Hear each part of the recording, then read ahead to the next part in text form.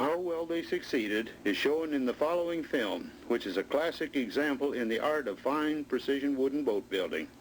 The commentator is the Silver Fox Gar Wood in what is probably the first example of 16mm sound on film ever made. In the production of one of these premier boats of the Miss America type, it is necessary that certain changes from time to time are incorporated in the design. And in order to arrive at these designs and changes, it is necessary, before the proceeding with the structure of the boat, to make what we call a model. This model is made of exact size, 1/4 inch to the foot.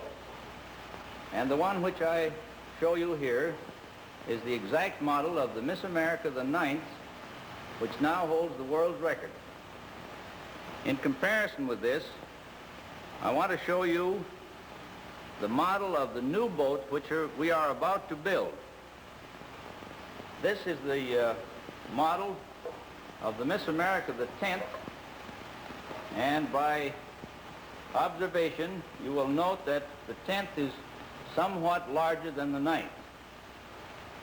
The increase in size of this boat is necessary due to the fact that she will be powered with a great deal more horsepower than the 9th. And her structure will have to be a great deal stronger. And in the model will be incorporated certain changes which we have found by years of experience and in recent tests of certain advantage for extreme high speed. Making the frames of the boat is one of the vital factors in its construction, because this forms the design which makes for the efficient running qualities of it. Each frame shape is arrived at by taking a cross-section of the model every 12 inches for the front half of the boat and every 18 inches for the rear half of the boat, or from the step back, and laying it out on a layout board from which we arrive at each frame's respective shape. In order that both sides of the boat shall be exactly the same, 2 pieces of frame are sawed at one time, a right and a left. Each cross-sectional frame is composed of 4 pieces so that the grain of the wood runs approximately lengthwise of the section for strength. These sections are held together by overlapping plates properly glued and securely bolted.